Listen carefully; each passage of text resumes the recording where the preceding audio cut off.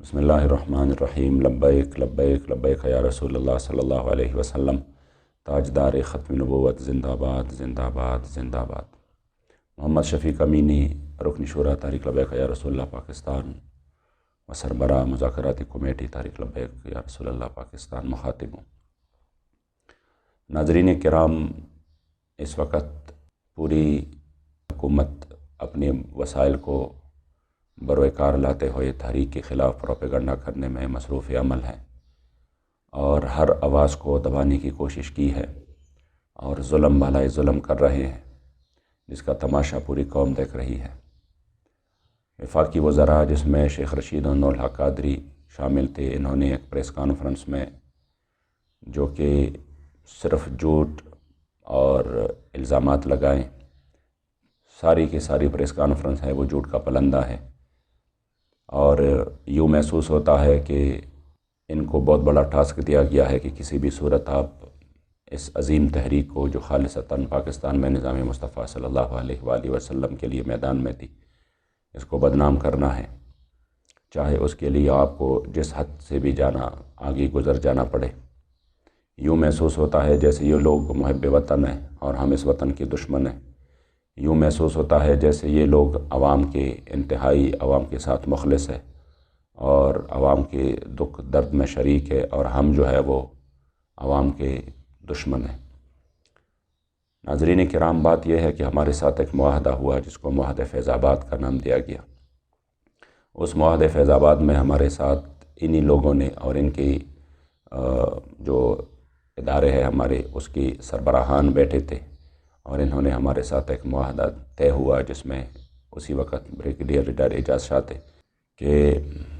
France کی سفیر کی ملک بدری کے حوالے سے ہم آپ سے 3 مہینے کا ٹائم لیتے ہیں۔ ہم نے 3 مہینے کا مکمل طور پہ ٹائم دے دیا۔ اس کے بعد جب 3 مہینے تقریباً وہ مکمل ہونے کو تھے، تو ہمارے امیر محترم نے ان کو وہ وعدہ یاد دلایا بابا جی کے چیلم پر۔ تب انہوں نے دوبارہ سے ہمارے ساتھ رابطہ کیا۔ پہلے تو کہا کہ ہم اس معاہدے پر شرمندہ ہیں، آپ پیچھے چلے جائیں، اور پیچھے ہٹنے کی صورت میں ہم آپ کو اتنے آفر دے رہے ہیں، جن میں پیسے بھی تھے، جن میں سینٹ بھی تھا، جس میں آئندہ کے لیے ہمارے ساتھ اتحاد کی باتیں بھی ہو رہی تھی۔ لیکن ہم نے کہا کہ نہیں، ہمارے تو ان چیزوں سے کوئی واسطہ ہی نہیں ہے، ہم وہ ہمارا مقصد ہی نہیں ہے۔ جو مقصد ہے اس پر بات کریں جو آپ لوگوں نے وعدہ کیا ہے۔ پھر کہا کہ چلو ہمیں 2 مہینے اور دے دیں، جس میں خود وفاقی وزیر نور الحق قادری، شیخ رشید، راجہ بشارت اور ایجنسیوں کی ہمارے اداروں کے سربراہان موجود تھے۔ تب ہم نے ان پر اعتماد کر کے ان کو ٹائم مزید دے دیا۔ اب جب ٹائم یہ بھی مکمل ہونے والا تھا اور انہوں نے کچھ نہیں کیا، تو ہمارے سامنے ایک عام قرارداد کی متن پیش کر کے کہا، جو کہ ایک مذمتی قرارداد تھا، کہ آپ اس پر عمل کریں تو ٹھیک ہے، اور یہ ہم پیش کر دیتے ہیں۔ ہم نے کہا ہم سے جو معاہدہ ہوا ہے، معاہدے کی بات کریں، اس میں تو معاہدے کی کوئی بات ہی نہیں ہے۔ یہ تو 5 مہینے پہلے بھی آپ مان رہے تھے کہ نہیں، آپ سفیر کی بات چھوڑ دو، ہم جو ہے نا ایک مذمتی قرارداد لے آتے ہیں۔ بہرحال وہ تو اپنی جگہ ایک داستان ہے کہ میں 2-3 کلپ پہلے بھی وہ مکمل طور پہ بیان کر چکا ہوں۔ اب جو شیخ رشید نے اس پریس کانفرنس میں بات کی ہے کہ یہ کسی بھی صورت میں فیض آباد آنے پر بضد تھے، 3 مرتبہ آ چکے تھے، اور 4تھی مرتبہ یہ آنے پر بضد تھے، لعنت اللہ علی الکاذبین۔ یہ شخص کتنا بڑا جھوٹا ہے اور کس ڈٹائی سے یہ جھوٹ بول رہے ہیں۔ یہ اندر جب میرے ساتھ ان کی مذاکرات ہو رہے تھے، تو یہ چیخ رہا تھا، اور چیخ چیخ کر کہہ رہا تھا کہ میں جو ہے اگر کسی چیز پر دستخط کر دوں تو پھر میں اپنی وزارت بھی اس کے لیے قربان کر سکتا ہوں، اور میں ختم نبوت کا بہت بڑا سپاہی ہوں، میں نے بہت بڑی جیل کاٹی ہے۔ ہم نے کہا اللہ کریم اس کا آپ کو اجر دے، آپ یہ کام بھی کریں تو انشاءاللہ تعالیٰ آپ ہمارے سروں کے تاج ہے۔ تو انہوں نے کہا نہیں، ایک وزارت تو کیا، میں پوری وزارت کو ٹکرا سکتا ہوں، لیکن اس پر کوئی کمپرومائز نہیں ہے، جب میں سائن کروں گا تو پھر میں اس کے پاس رکھوں گا۔ تو اسی وقت تو یہ چیخ چیخ کر یہ کہہ رہے تھے، اور آپ کہہ رہے تھے کہ نہ ملک قربان ہو سکتا ہے اور نہ ان کی وزارت قربان ہو سکتی ہے۔ حالانکہ ہماری جو ایمانی غیرت ہے وہ یہ ہے کہ ناموس رسالت پر ایک ملک تو کیا، پوری دنیا اور ما فیہا قربان ہو سکتا ہے، لیکن ناموس رسالت پر کوئی دوسری بات نہیں ہو سکتی۔ لیکن افسوس کی بات یہ ہے کہ انہوں نے وہ معاہدے کا ذکر ہی نہیں کیا، نہ وہ معاہدہ جو انہوں نے سائن کیے تھے کہ ہم اسی معاہدے کو تکمیل تک پہنچائیں گے، اسی پر بات ہی نہیں کی۔ بات کبھی ایک کر رہے کبھی دوسری کر رہے ہیں، اور ساتھ میں پھر کہہ رہے کہ ہمارے 580 ہمارے پولیس والے زخمی ہیں، ہمارے شہداء ہیں، میں ان کے پاس جاؤں گا، ان کا ہمیں بھی دکھ ہے۔ اور میں یہ بھی یقین سے کہہ سکتا ہوں کہ اس میں جو اکثریت زخمی ہیں یہ آپ ہی کے لوگوں نے زخمی کی ہیں، جو کہ سول کپڑوں میں آئے تھے اور وہ صرف انتشار کے لیے آئے تھے، کیونکہ تحریک کا یہی مقصد ہی نہیں ہے، تحریک کا یہی پیغام ہی نہیں ہے، تحریک کا یہ چیز جو ہے نا، تحریک کے خون میں شامل نہیں ہے کہ وہ اپنے لوگوں کو نقصان پہنچائے۔ ہمیشہ سے ایسے ہی ہوتا رہا۔ پچھلے دھرنے میں بھی ہم نے شہریار افریدی کے سامنے ہم نے یہ رکھا، اور انہوں نے باقاعدہ اسمبلی کی فلور پہ کہا کہ جنہوں نے توڑ پھوڑ کی تھی شیخو پورہ وغیرہ میں، وہ تحریک کے لوگ نہیں تھے، وہ دوسرے پارٹیوں کے لوگ تھے، اور ہم نے ان کو پھر نادرا کے ذریعے ان کے جو ہے نا وہ تمام کے تمام اس کی تحقیقات کی ہے۔ تو اب بھی ہم کہہ رہے ہیں، جو اکا دکا واقعات ہوئے ہیں اس طرح کہ جب آپ ہمارے اوپر، ہمارے کارکنوں پر گولیاں برسا رہے تھے، تو ظاہری بات ہے پھر اس عمل کا تو رد عمل ہوتا ہے، لیکن صرف اور صرف یہ ہے کہ اس طرح ان کا ذکر کرنا، وہ بھی ہمارے پولیس والے ہیں، ہمارے بھائی ہیں، ہم اس کی دکھ میں درد میں شریک ہیں، لیکن کیا آپ صرف ان پولیس والوں کے وزیر ہیں؟ یہ جو قوم کے بچوں کو آپ نے، ہزاروں بچوں کو آپ نے معذور کیا اور ان کی ٹانگیں توڑوائی، ان کی آنکھیں نکالے، اور ان کو بچوں کو، چھوٹے چھوٹے بچوں کو آپ نے ربڑ کی گولیاں قریب سے ماری، جن سے وہ شہید ہو گئے، جو آپ نے سیدھی گولیاں ماری بزرگوں پر، جس میں 80 سالہ بزرگ شامل، جس میں نوجوان لوگ شامل، ان کا تو آپ نے ذکر بھی نہیں کیا۔ کم از کم اس کا بھی میڈیا میں ذکر کرتے کہ ہم نے جو اتنا بڑا ظلم کیا ایک ایسے بندوں پر جو کہ خالصتاً دینی اور شرعی مسئلے کے لیے میدان میں تھے۔ چلو جیسا بھی ہے، انشاءاللہ تعالی وقت آنے والا ہے، قوم کے سامنے سب کچھ واضح ہو جائے گا۔ اس کے بعد جو نور الحق قادری ہے وہ کہہ رہا ہے کہ میں گزشتہ 2 سال سے ان کے ساتھ انگیج رہا، تو میں کچھ گزشتہ 2 سال کی سٹوری بھی تھوڑی سی قوم کے سامنے لاؤں کہ پچھلی مرتبہ جب آسیہ ملونہ کے حوالے سے پوری قوم روڈوں پر تھی، تو آپ ہی آئے اور آپ نے کہا کہ میں اس میں جو ہے نا وہ درمیان میں ہوتا ہوں اور آپ لوگ اس دھرنے کو ختم کریں۔ پھر اس کے بعد میں نے آپ سے اسلام آباد میں ملاقات کی، میرے ساتھ 2 اور اراکین شورا بھی تھے،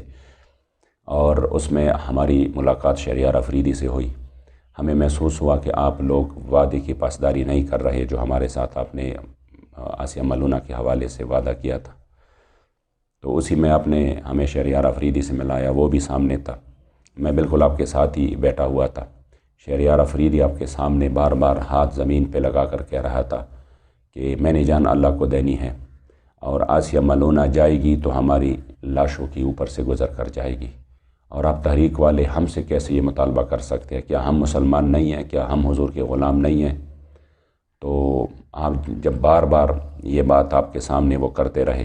تو میں نے اپنے ساتھیوں کو کہا کہ یار ان کو مزید یہ بات کرتے ہوئے بھی ہمیں شرم آ رہی ہے، یہ اتنے ماشاءاللہ سچے سچے پکے مسلمان اور عاشق رسول ہیں کہ اگر آسیہ ملونہ جائے گی تو ان کی لاشوں کے اوپر سے گزر کر جائے گی، تو پھر ہمیں اور کیا چاہیے؟ الحمدللہ ہمیں اگر ایسے وزراء ملے ہیں، ہم نے آپ پر یقین کیا، اور پھر وہی آسیہ ملونہ آپ کے ہوتے ہوئے اور ہمارے 40,000 علماء صلحاء جیلوں کے اندر ڈالتے ہوئے چلے گئی۔ آپ نے فون بھی نہیں اٹھایا، آپ نے میسج کا جواب بھی نہیں دیا، تو آپ تو انگیج رہے اسی مسئلے میں پہلے سے، جو کہ میں نے قوم کو بتا دیا۔ دوسری بات یہ ہے کہ اس میں آپ نے کہا تھا کہ ہم اپنے موقف سے پیچھے نہیں ہٹے۔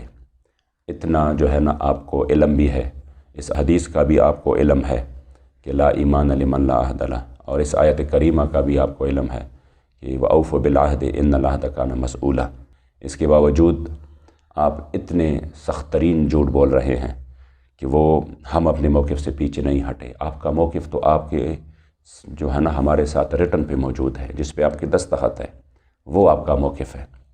اس موقف سے آپ کیوں نہیں پیچھے ہٹے؟ کیوں قوم کے سامنے اتنا بڑا اور گھٹیا ترین الزامات بھی لگا رہے ہیں، جھوٹ بھی بول رہے ہیں کہ آپ اپنے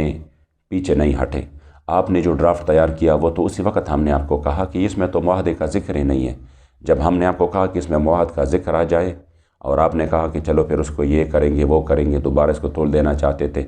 تو اسی وقت شیخ رشید نے آپ کو کہا کہ دیکھو، جو ساتھ میں بیٹھے تھے اس کو بھی کہا اور آپ کو بھی کہا تھا کہ دیکھو ان کے ساتھ بات گول مول مت کرو، بالکل کلیئر اور صاف بات ان کو کہہ دو کہ جو معاہدے کی بات آپ کرتے ہیں وہ ہم نہیں لے کے جانا چاہتے اور نہ ہم وہ کام کر سکتے ہیں، اس لیے ان کے ساتھ اس پر ٹائم ضائع نہ کرو۔ تب ہم نے کہا جب آپ ہماری باتیں نہیں مان رہے تو ہم کس لیے پھر جو ہے نا آپ سے آگے مذاکرات چلائیں۔ اس کے باوجود بھی ہم نے آپ کا وہ ڈرافٹ اٹھایا اور ہم نے کہا کہ چلو اس پر ہم اپنی شورا میں پھر بات کرتے ہیں، اور صبح کو آپ کے لاہور کے ایک ذمہ دار نے ہمارے ساتھ بات بھی کی، جس کے 2 گھنٹے بعد پھر ہمارے امیر محترم کی گرفتاری ہوئی۔ تو اتنا جھوٹ آپ مت بولے، اور صرف ایک وزارت کی خاطر اور وزارت کی چمک دمک کی خاطر میں تو سوچ بھی نہیں سکتا کہ ایک بندہ جس کے پاس علم بھی ہو، جس کے فیملی بیک گراؤنڈ بھی اس طرح ہو، وہ صرف ایک وزارت کی خاطر اتنی بڑی جھوٹ بولے، اور وہ ایک خالصتاً ایک مذہبی تحریک پر جو کہ حضور کی عزت و ناموس کے لیے میدان میں ہو، اس کے خلاف اتنی سازشیں کرے اور وہ صرف وزارت کی خاطر اس کا حصہ بنے۔ حاشا وکلا کہ ہم نے کبھی یہ سوچا بھی تھا کہ اس طرح ہوگا۔ چلو قسمت کی بات ہے کہ آپ کس کو خوش کر رہے ہیں، انشاءاللہ آنکھ بند کرنے کی دیر ہے، پتہ چل جائے گا دنیا میں بھی اور آخرت میں بھی انشاءاللہ۔ آپ نے اس کے بعد کہا ہے کہ گرفتاری پر کہ اس کا ایک بندہ گرفتار ہوا تو اس پر اس طرح کا رد عمل جو ہے نہ شرعی ہے، نہ دینی ہے، نہ اخلاقی ہے۔ تو میں آپ سے پوچھتا ہوں کہ رد عمل تو نہ شرعی ہے، نہ دینی ہے، نہ اخلاقی ہے، لیکن عمل کیا ہے؟ ایک بے گناہ بندے کو جنہوں نے آپ سے وعدہ کیا تھا کہ ہم 20 تک کچھ بھی نہیں کریں گے، لیکن انہوں نے ابھی 20 تو اب بھی نہیں آیا، ایک بے گناہ بندے پر کس طرح آپ یہ الزام لگا سکتے ہیں کہ یہ اس کی جو گرفتاری ہے تو کیا وہ شرعی ہے یا آئینی ہے یا اخلاقی ہے؟ اس لیے کم از کم قوم جو ہے نا ان باتوں کو سوچے اور یہ ذہن میں رکھے کہ یہ کس کے کہنے پر یہ سب کچھ یہ کر رہے ہیں اور کس کو خوش کرنے کے لیے یہ سب کچھ کیا جا رہا ہے۔ انشاءاللہ تعالی ہم اللہ اور رسول کے سامنے سرخرو ہے، اور اس مسئلے میں قوم کے سامنے بھی سرخرو ہے۔ ہم نے شہداء دیے، ہم نے بڑے تکالیف اور مصیبتیں برداشت کی اور مزید بھی برداشت کریں گے، کیونکہ ہمیں ان کے معاملات کا پتہ ہے، لیکن کم از کم یہ قوم انشاءاللہ تعالی اسی پر ضرور وہ مطمئن رہے گی کہ ایک جماعت ایسی تھی جنہوں نے کبھی اپنی اصول کا اور اپنے نظریات کا سودا نہیں کیا، اور اپنے کریم آقا صلی اللہ علیہ وسلم کی عزت و ناموس کے لیے میدان میں رہے۔ اللہ کریم جل جلالہ ہم تمام امت مسلمہ کو اور بالخصوص پاکستان کو حق بولنے کی، حق کہنے کی اور حق کو قبول کرنے کی توفیق عطا فرمائے۔ لبیک لبیک لبیک یا رسول۔